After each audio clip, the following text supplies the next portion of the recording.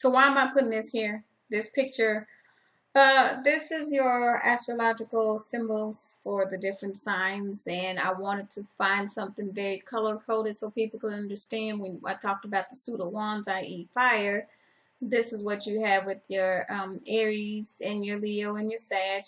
Water being your Pisces, your Cancer, and your Scorpio.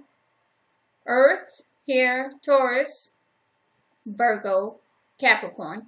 And then naturally you have the last suit is your air, which was Libra, Aquarius. Now, the one thing that I find interesting, I know it's already hard enough to learn tarot. Oh, and by the way, this is Gemini. I know you already have cards to learn, but if you don't know much about astrology, you're going to be missing an important element. I wanted to touch base on this quickly as part of the court cards because I think it's important to know. When you're reading on people, especially when you're talking about love relationships, there's a compatibility element. And so if somebody has a lot of fire in their chart, okay, you got to think about it from an elemental standpoint. Fire and water don't mix so well. What does water do to fire? Water puts fire out, or fire turns water into steam. See, that goes back to that practical thinking. So, again, I mentioned the King of Wands and a Pisces. The King of Wands may be that Aries, and the Queen of Cups may be that Pisces. And that may not be a very good mix. So, what happens a lot of times when you're reading for somebody, you have to remember that person may come up as a reversed court card all the time in the eyes of the other person. What I mean with that, let me use a King of Swords. Let's say you have a lawyer dealing with a grief counselor. Now think about that. Gloria would be that King of Swords.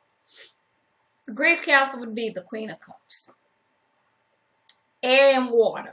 Is that a good mix? Probably not. Because she would be talking about her day and how she was so, had these heartfelt emotions for this one guy that was going through this and that. And he, as a lawyer, would be like, well, it sounds like the guy needs to get a damn job.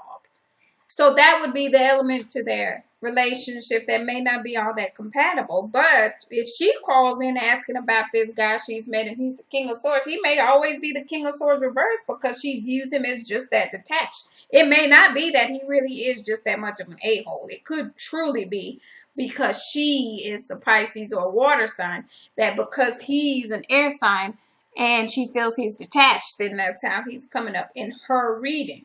So I really wanted to point that out so readers don't start assuming like, oh, this guy's bad news, he's the King of Swords reversed. It could just be that she's viewing him as such because she's more emotional. So I just wanted to point that out. Take that little time to learn that astrology. Hey, I hope you guys enjoyed this class. I'm so excited about getting these out here.